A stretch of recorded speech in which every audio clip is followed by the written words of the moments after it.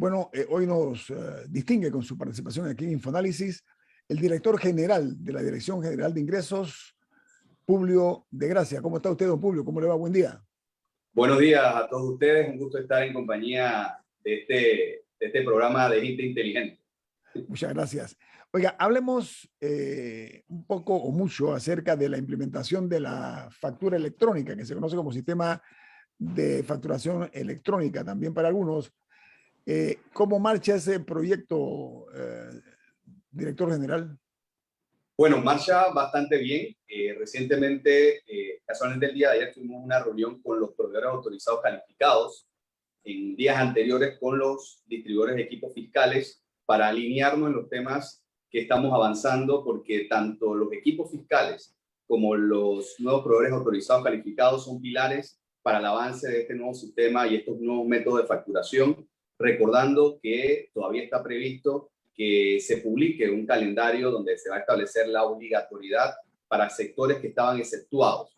Mientras tanto, todo sigue de manera voluntaria los que quieran utilizar la factura electrónica, salvo ciertas excepciones, como son el caso de aquellos contribuyentes que a la fecha del 3 de enero, a partir del 3 de enero, mejor dicho, se hayan registrado en la Dirección General de Ingresos, que solamente tienen la posibilidad de utilizar la factura electrónica o el facturado gratuito, y al 30 de julio los proveedores del Estado deberían estar obligados a facturar electrónicamente.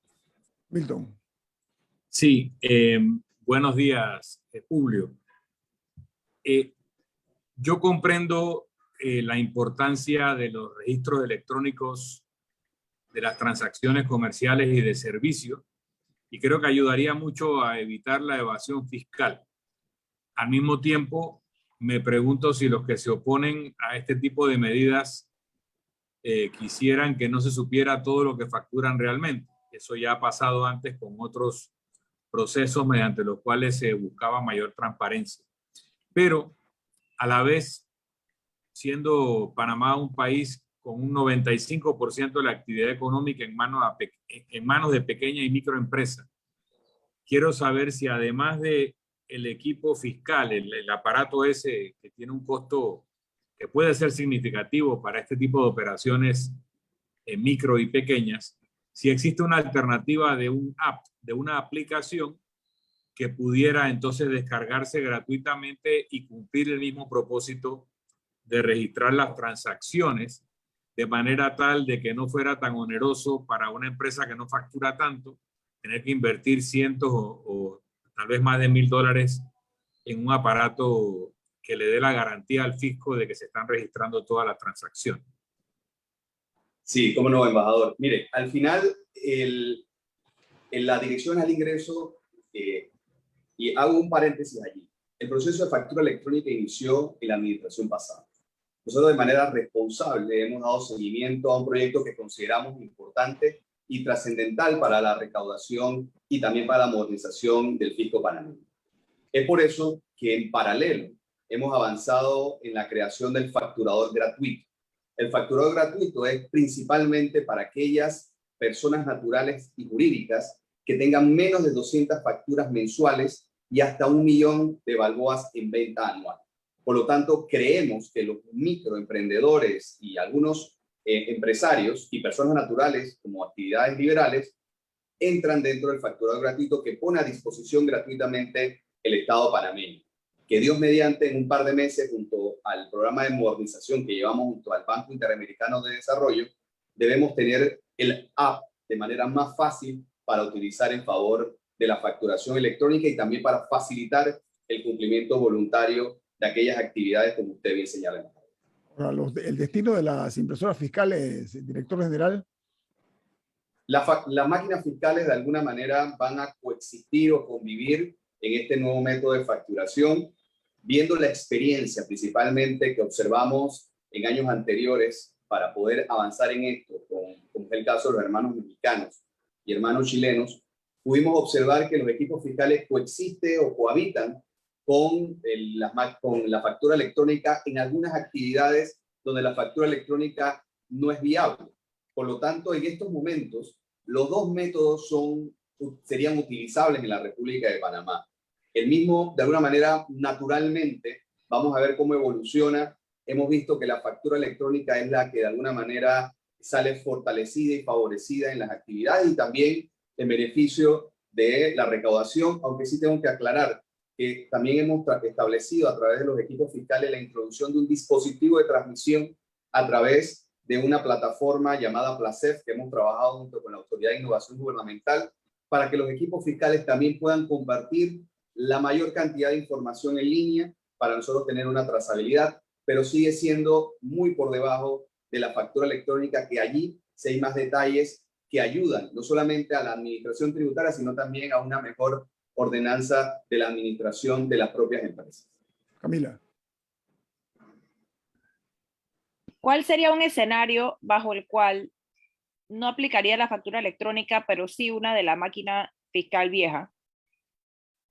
Ok, ahora mismo, por ejemplo, si Omega Stereo utiliza la máquina fiscal, Omega Stereo, cuando se le acabe la vida útil de la máquina fiscal y ya debió haber introducido el dispositivo de transmisión, Omega Stereo puede elegir entre pasar a la factura electrónica o seguir con un equipo fiscal.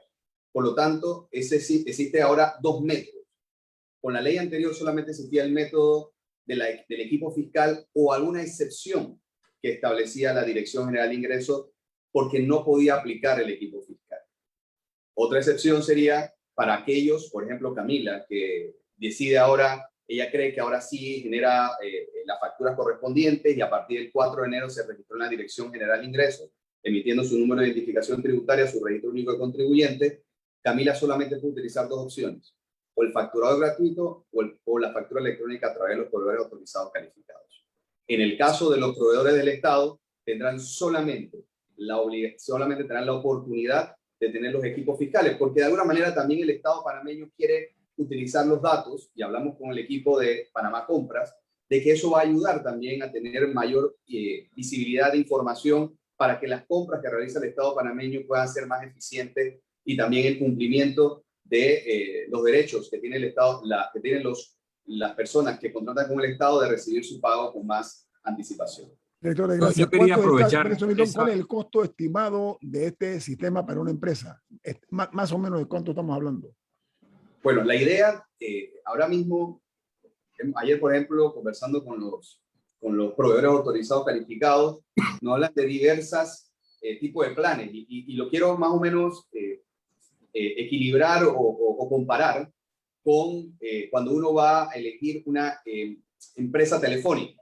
Yo reviso qué paquetes me dan, qué planes me dan, qué facilidades me dan para yo poder adquirir. Por ejemplo, hay proveedores autorizados calificados que dicen dentro de su estrategia que van a ofrecer hasta un facturado gratuito para atraer a las personas naturales y jurídicas para que puedan utilizar su plataforma. Por lo tanto, hay una diversidad de planes que van a existir y gracias a Dios esto es democrático, abierto, obviamente cumpliendo con una serie de formalidades y requisitos para garantizar muchos temas desde de la confidencialidad, del tema del cumplimiento tributario. Probablemente van a existir entre 10 a 12 empresas proveedores autorizados calificados. A la fecha hay 6. Esperamos seguir cumpliendo para que el público, por llamarlo así, contribuyente, mejor dicho, pueda tener la oportunidad de tener diversos planes y facilidades. Yo quería aprovechar la presencia del director general de ingresos, ¿no? Sobre un tema, estamos hablando de eficiencia, estamos hablando de hacer más transparente todo, estamos hablando de una mejor capacidad de reacción. Pero Panamá tiene un sistema que probablemente otros países también tienen, que se llama la estimada. Con este sistema el Estado dice, yo creo que tú te vas a ganar este año tanto y me vas a pagar el impuesto por delante. O sea, nosotros acabamos pagando el impuesto sobre la renta antes de haber causado la renta, con alguna consecuencia de que al final queda un crédito fiscal.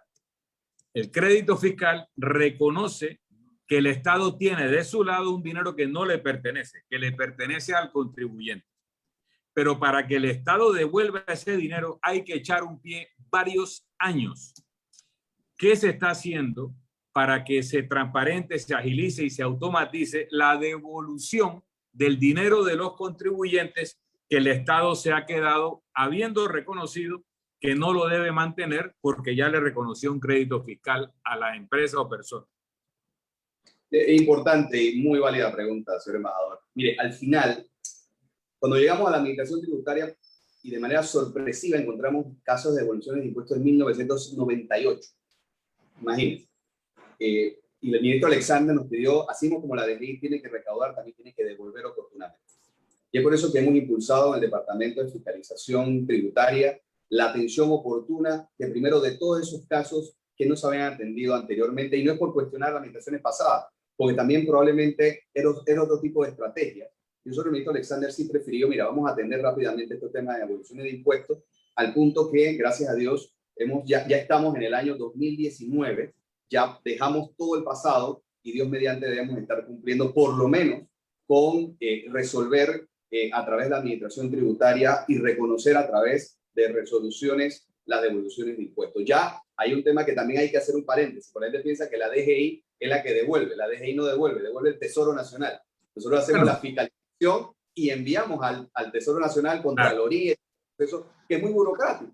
Entonces, que si la DGI no certifica, los demás no devuelven. Pero hay un punto, mire, le quiero decir, porque conozco un caso. Cuando uno presenta su declaración de renta, presenta todas sus facturas. Eso hace que el Estado declare que tiene un crédito fiscal. Cuando uno pide la devolución, le pide que vuelva a presentar la factura que ya presentó en su momento. Entonces, ¿dónde lo guardan? Porque cuando uno tiene un crédito fiscal y ha pasado tantos años, probablemente las facturas no las tenga a mano. Entonces, con ese tipo de subterfugio, el Estado se está quedando con la plata de los contribuyentes. Conozco casos particulares y ojalá que ya estén en el 2019, pero se quedaron atrás otros a los que les están pidiendo que vuelvan a presentar las facturas que ya presentaron en su momento. Y volviendo al corte comercial, director, discúlpeme, vamos al corte comercial, director, porque creo que esa pregunta amerita, porque conforme a lo que dice Milton, el Estado está funcionando con dinero nuestro por adelantado. Ese es el resumen en castizo, ¿no? En un español mucho más claro. Vamos al corte comercial. Esto es Info Análisis, un programa para la gente inteligente.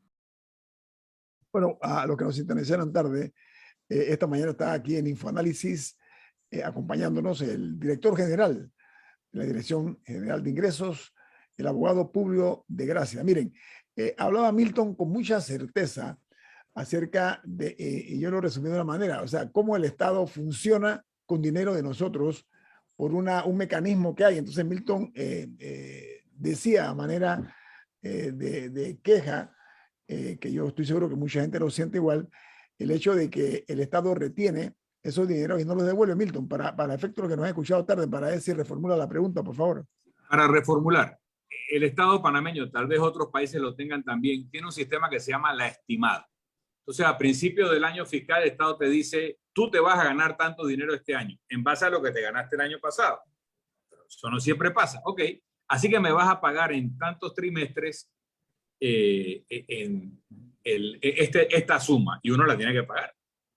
Al final del año, si uno acredita sus gastos, etcétera, y determina que ese adelanto de impuestos no corresponde, el Estado le declara un crédito fiscal.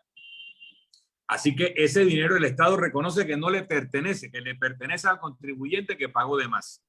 Pero cuando el contribuyente quiere que le devuelvan el dinero, pasan años y la burocracia cada día le propone una nueva prueba, un nuevo documento, algo más que hacer para ver si le devuelven su plata.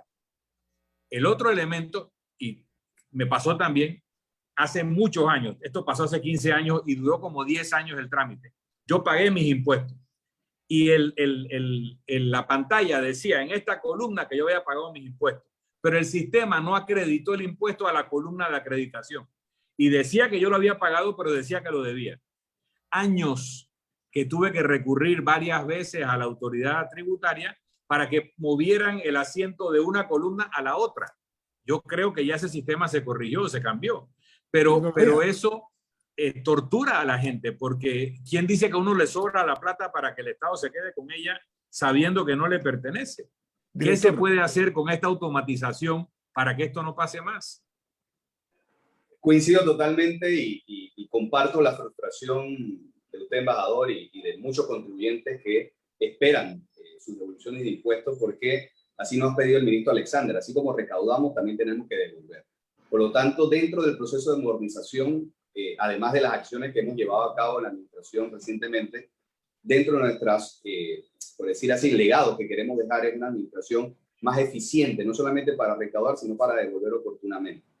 No es nada falso que nuestra administración, nuestras reglas fiscales a veces son enredadas, son complicadas. Hasta los mismos contadores se quejan de que tenemos un código fiscal que no solamente ha sido de alguna manera modificado, transformado a través de leyes, decretos, que dificultan bien el cumplimiento tributario, pero adicional también el mismo proceso burocrático hace que esto sea más complicado. En conversaciones con el ministro Alexander me ha dicho una idea, por ejemplo, de que hay un control previo, efectivamente, para hasta devolver $1.000. Y ese control previo de $1.000 es el mismo control que se hace para devolver 1 millón y tanto o 2 millones de dólares. Entonces, a veces es un camino tortuoso para el contribuyente que espera que esos $1.000 se les regrese, porque así es justo, ¿no? Así que yo coincido y comparto su frustración y esperamos que por lo menos al terminar nuestra administración demos un mejor mercado en ese tema. Automatizado. Yo quisiera aprovechar su mención de los CPA, de los contadores públicos autorizados, para otra tragedia. Cuando uno va a declarar, uno tiene que hacerlo de la mano de un profesional, un contador público autorizado. Hasta donde yo sé, no se puede presentar declaración de renta sin un CPA. Pero el CPA no es responsable de lo que presenta. Uno, que tal vez no sabe la contabilidad que debiera saber, no conoce el sistema fiscal, contrata a un CPA, le paga. El CPA le dice lo que tiene que presentar, cómo lo tiene que presentar. 3 o 4 años después, cuando le hacen un estudio, un alcance, resulta que uno acabó debiendo un impuesto porque estaba mal declarado. Pero el CPA no es responsable. Uno es responsable y acaba pagando las multas, los recargos y todo, y no tiene nada que... Entonces, ¿para qué necesito un CPA? A eso lo presento yo solo y asumo mi riesgo solo. ¿Qué posibilidad hay de que uno pueda presentar su propia declaración de renta sin las firmas de un CPA que al final de cuentas no es responsable de nada? Bueno, hay que recordar que las declaraciones son declaraciones juradas. Por lo tanto, sí, eso es importante. También al final, volvemos a la primera parte. Todo el proceso de trazabilidad de los datos que estamos a través de la factura electrónica estaríamos dando, nos van a ayudar a tener hasta declaraciones prerellenadas en un futuro. Por lo tanto, la misma administración tributaria, con la información y con la tecnología, va a ayudarnos a lo que usted está proponiendo.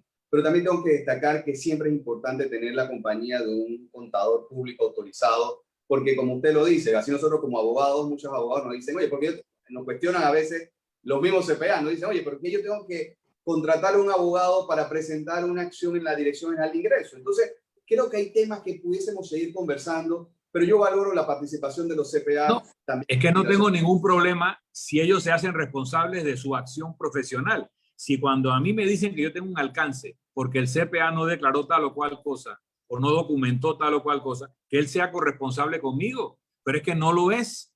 Entonces, ¿para qué lo pongo? Para que me certifique que lo que yo digo es correcto cuando al final no lo es. Y entonces yo quiero evadirme, quiero zafarme de ese amarre que no sirve para garantizar que yo cumpla con la ley. Se llama responsabilidad compartida, lo que usted está diciendo, Milton. Claro. Me parece que debe haber una responsabilidad compartida y más cuando estamos avanzando como administración tributaria, por ejemplo, de defraudación fiscal, que obviamente a veces quedamos a merced de profesionales que esperamos que cumplan con las declaraciones que uno presenta, con la información, pero a veces terminan también metiéndonos en unos callejones sin salidas. Camila. Quería aprovechar para ahora que estamos hablando de evasión fiscal también. Ustedes han presentado creo que 2 o 3 casos ya bajo la última ley que se pasó de evasión fiscal, que ya penaliza la evasión fiscal. ¿Qué nos puede decir de esos casos y cuál es como el pronóstico que ustedes ven de cómo puedan avanzar y en qué ha quedado la nueva ley? Y si hay otros casos que están preparando. Comienzo por la última pregunta. Hay más de 100 casos actualmente entre probable evasión o probable defraudación. También hay que recordar que por encima de los $300.000 ya pasa a una esfera penal.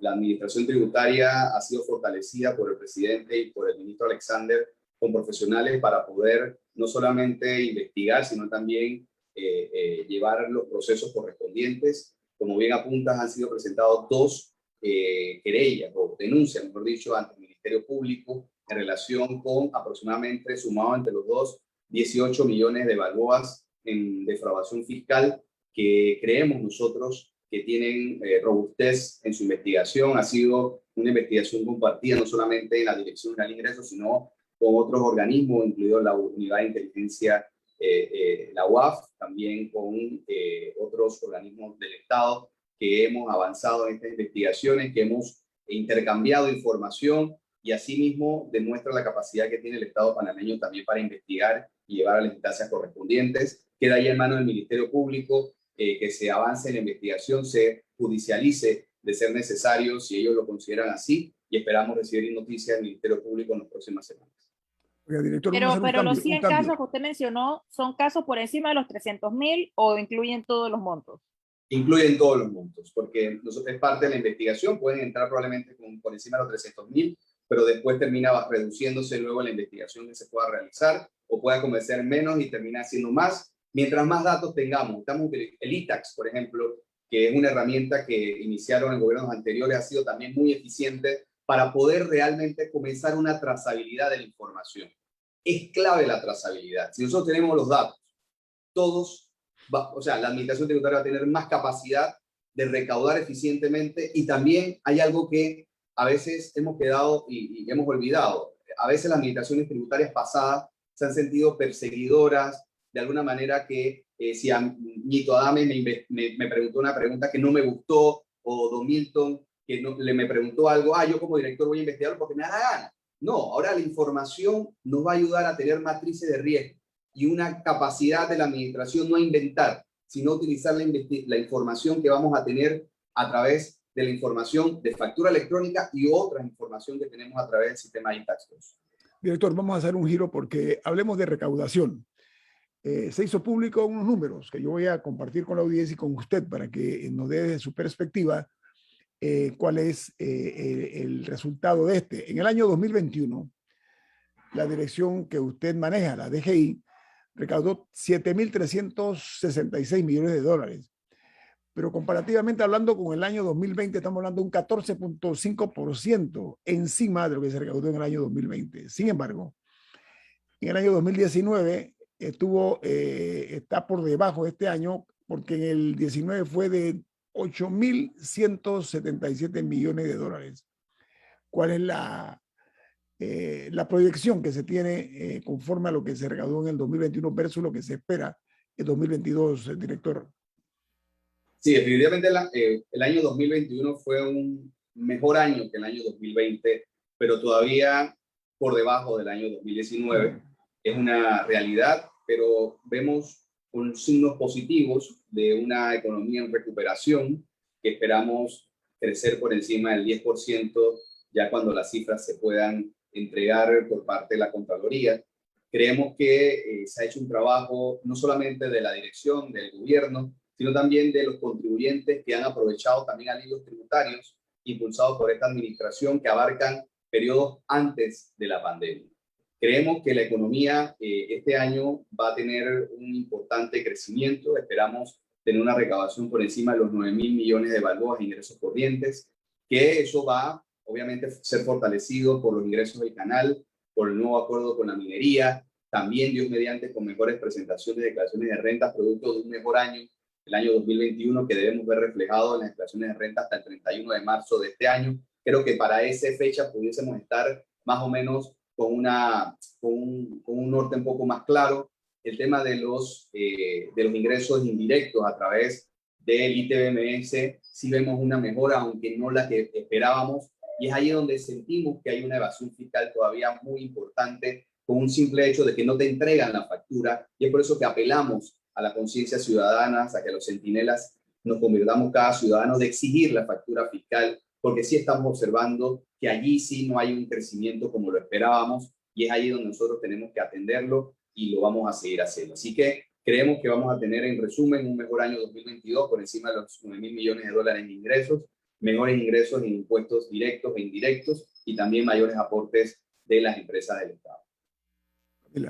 no, ahora que estamos hablando de ineficiencias, etcétera, algo que también ocurre es que si uno va manejando por la avenida Balboa y uno mira a la derecha, muchas veces uno, dependiendo de las fechas, ve unas largas filas de personas tratando de ingresar a la DGI o hacer alguna consulta o algún trámite, etcétera. Y ahora que usted anunció que próximamente darán a conocer el calendario con el tema de la obligatoriedad de la factura electrónica, ¿qué tan fácil va a ser para una persona obtener el número que necesita para, ¿cómo se llama el número? El tributario y tu RUC. Ajá, el equivalente al RUC. ¿Qué tan fácil va a ser para las personas obtenerlo? O sea, ¿van a necesitar un contador que lo haga por ellos? ¿Lo pueden hacer ellos? ¿Cómo va a funcionar ese proceso cuando una cantidad de profesionales y pequeños microempresas necesiten ya comenzar a implementarlo? ¿Qué van a hacer ustedes para facilitar eso? 2 minutos, director. O sea, que no requiera ir a la DGI a hacer fila a buscar No, Camila, no tienes que ir a la DGI a hacer fila por eso. Desde hace mucho tiempo, y destaco que esto ha sido una evolución de anteriores administraciones y que hemos fortalecido en esta, lo puedes hacer a través del sistema eTax 2. Sí tenemos que hacerlo más amigable el sistema, hacerlo más friendly, aprovechar las aplicaciones para hacer la vida más sencilla. Entendemos que todavía, así como muchas personas van al banco, pero pueden hacer una transacción a través de una plataforma digital, todavía las personas siguen yendo a la administración tributaria porque se sienten más seguros. También eso vamos a fortalecer. Estamos mediante abriendo una nueva oficina de atención también para un tema de cobranza, de arreglos de pago, que en los próximos meses debemos tenerla para tener también una facilidad, porque lo que queremos impulsar es el cumplimiento tributario, pero también impulsar la cultura tributaria para que también puedan aprovechar más de 136 trámites que tenemos en línea y que hemos impulsado a través de los últimos meses. Director, y la amnistía pasada ya terminó, pero ¿tienen o sea, existe la posibilidad de otra amnistía este año o el otro? ¿O ya el que no la aprovechó ya se quedó fuera? La regularización tributaria terminó el día de ayer. Todavía, dentro de la ley que aprobaron los diputados, existe una posibilidad para aquellas actividades que han sido impactadas profundamente y que todavía siguen impactadas, de presentar ante la Dirección del Ingreso un acuerdo diferenciado, mejor dicho, para que puedan cumplir con sus obligaciones en 48 meses. Así que, sin la condonación de intereses, recargos y multas. Así que todavía existe esa ventana para algunas actividades que aún siguen siendo impactadas por la pandemia. Oiga, director Publio de Gracia, ha sido usted muy didáctico. Muchas gracias por la valiosa información que ha compartido con nuestros oyentes a nivel nacional. Se aprecia mucho. Que tenga un buen día. Publio de Gracia, director general de la Dirección General de Ingresos. Que tenga buen día. Pronta recuperación. Gracias. Vamos al corte comercial. Esto es Info Análisis, un programa para la gente inteligente. Amigos, de regreso aquí en Infoanálisis, vamos a compartir con ustedes la información de la COVID-19 en la República de Panamá. Tenemos que lo siguiente. El día de ayer se registraron 15 fallecimientos por la COVID-19. 14 de esos panameños que perdieron la vida no contaban con el esquema de vacunación. 14 de 15. Hay un 90% de los hospitalizados en el Santo Tomás que no tienen el esquema completo. Pero además de eso, se habla de que en San Miguelito se cuantificaron 8,000 casos de la COVID-19, solamente en el Distrito Especial de San Miguelito. Ahora, ya Panamá, en las estadísticas mundiales que está llevando a cabo el Johns Hopkins para todo el mundo, ya Panamá rebasó los 700,000 casos. Estamos hablando de 700,274 casos de contagios de la COVID-19 y los fallecidos ascienden a 7,732. Esos son los números de la COVID. Nosotros esperamos que se siga tomando conciencia. Creo que hay una expectativa en cuanto a protegerse, inmunizarse, y eso es bueno. Y la noticia que dimos hoy más temprano, la noticia internacional, que ha sido de un impacto tremendo, porque es titular en los principales medios internacionales y en los canales de televisión internacionales también, la BBC y otros, que es el hecho de que hay una posibilidad ya más que real de que próximamente, o a muy corto plazo, vamos a decirlo de esa manera, se vaya a permitir por parte de Pfizer y de la FDA que los niños menores de 5 años puedan ser también inmunizados. Se está hablando de que esto pueda ocurrir a finales del mes este mes de febrero, que inicia hoy. Así que eso es una coyuntura que nos va a permitir que nuestros hijos puedan ir a la escuela ya protegidos, porque cuando vemos los números, hay muchos casos, sobre todo de personas conocidas, por eso es que se conoce, para la redundancia, de hijos que han contaminado bebés, niñitos, que han contaminado a sus padres. Así que eso va a ser tal vez una fórmula eficiente de cara a ir cerrándole la puerta a la COVID-19 y que quede nada más como un recuerdo ingrato de un momento que pasó la humanidad de una manera muy delicada, muy grave. Milton y Camila.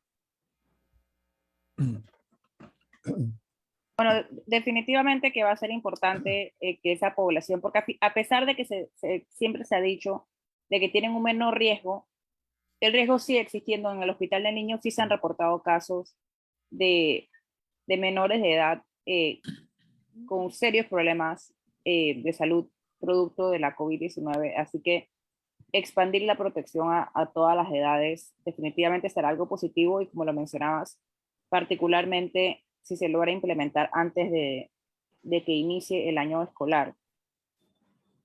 Sí, yo creo que no, y aprovecho para comentar que también ayer otra casa farmacéutica también pidió autorización de emergencia para su vacuna, se llama Novavax. Así que también siempre es positivo que se siga ampliando el paraguas de opciones de vacunas. Digo, ya Panamá compró las que compró, pero también en términos de que otros países tengan acceso a las mismas, porque al final eso va a facilitar también que no se creen otras variantes. Así que vemos que ya son varias las farmacéuticas que están desarrollando estas vacunas, y eso siempre es positivo. Muy bien. Lo importante es ver cómo salimos lo más pronto posible de ese hoyo en que nos ha sumido la COVID-19. Diga, Camila. Sí, también otro asunto que estamos esperando es las pruebas autoaplicadas o caseras, que también la Codeco estaba diciendo que podrían implementar un control de precios para las mismas. Me imagino que es para evitar lo que ocurrió con las mascarillas, que al inicio de la pandemia había cajetas que se podían encontrar en $30 de mascarillas y que hoy en día cuestan $3, $4. Pero sí se están considerando esto, y me llama la atención que todavía no hayan llegado las pruebas caseras. No sé en qué momento el Estado inició su compra y desde cuándo las empresas han tenido abierto el paraguas. O sea, no sé si desde el día del decreto ya las podían comprar o qué, porque lo importante era tenerlas durante esta ola de Omicron. Y digo, va a ser útil tenerlas después, pero vemos que la medida se implementó, pero todavía no vemos la distribución de las pruebas en un momento en que más podrían ser útiles, porque en un mes puede que ya no lo sean tanto. Ok. Ayer ocurrió algo inesperado, que hoy es noticia titular en todas partes, y es que la jueza Martínez, Valoisa Martínez, del juzgado tercero liquidador de las causas penales, le negó la salida del país al expresidente Juan Carlos Varela. Él iba a dirigirse a España y le bloquearon la salida fuera de nuestro país. A mí se me ocurre pensar que esa misma medida se debe tomar con otras personas. Debe ser como la salud, debe ser igual para todos, a mi juicio, ¿no? Así que es una noticia que está hoy sonando mucho en los medios locales. Esta medida que se ha tomado contra el expresidente Juan Carlos Varela. Él iba a salir del país de acuerdo a lo que se ha declarado por 17 días, iba a ir a España, y pues viene esta decisión tomada por el juzgado tercero liquidador de causas penales. Sí, es por el tema de Brecht, para que estemos claros. El tema de Brecht es que el presidente Varela está siendo investigado por el posible delito de blanqueo de capitales en el escándalo de Odebrecht. Recuerden ustedes que él aceptó en televisión nacional. No, pero ese fue otro caso. El que tú dices está ligado a Blue Apple, no a Odebrecht. Pero también tiene esa carga, lo que quiero decir, del caso de Odebrecht por blanqueo. toda vez que él declaró públicamente en televisión que sí había Odebrecht aportado 10 millones de dólares al partido. Quiero Sí, que dejar decían que era una constancia de eso. donación. Sí, Claro, tienes toda fue el la razón. argumento. Ajá, El esas argumento fue declaraciones, ese. ajá, esas declaraciones están ligadas al caso Odebrecht, que Ajá. debe tener audiencia en julio. Okay. Esperemos que se pueda realizar. Y es que pensé que te referías a otras declaraciones que le dio a Tenógenes Rodríguez. Bueno, Que estoy tenía que hablando ver de las con 10 el programa millones, Mi los 10 Escuela millones, Primero. permiso, las 10 millones él se lo dijo a Sí, Tenógenes sí. Rodríguez, y él dijo que Pero- había sido una donación, fue lo que él dijo. Sí, pero hay otras que tenían que ver con el programa Mi Escuela Primero, Ok. y era con las empresas que estaban en el caso Blue Apple, aunque hasta donde yo sé, me parece que el expresidente Varela no está incluido en la vista fiscal de caso Blue Apple. Creo que solamente está en la de Sí, Odebrecht. yo no he escuchado el nombre o el apellido de él en el caso Blue Apple. No, creo que nada más está No. en la vista fiscal de Odebrecht. Sí, y sí, eso sí es el tema que nos ocupa ahora mismo, ¿no? Pero yo me refiero a la equidad en la justicia, que se aplique lo mismo para todos los implicados en el caso de Brecht. A mí me parece que sería lo justo eso, ¿no? No que vaya a haber selectividad, porque Y hay... en términos de casos de alto perfil, el otro que está sucediendo actualmente es el caso de New Business, que actualmente se encuentra en una pausa mientras se resuelve el asunto del fuero electoral que, eh, que la defensa del expresidente Martinelli anunció que ellos la tenían por el lado de su partido realizando metas, y queda pendiente de que sea resuelto en las próximas 2 semanas aproximadamente.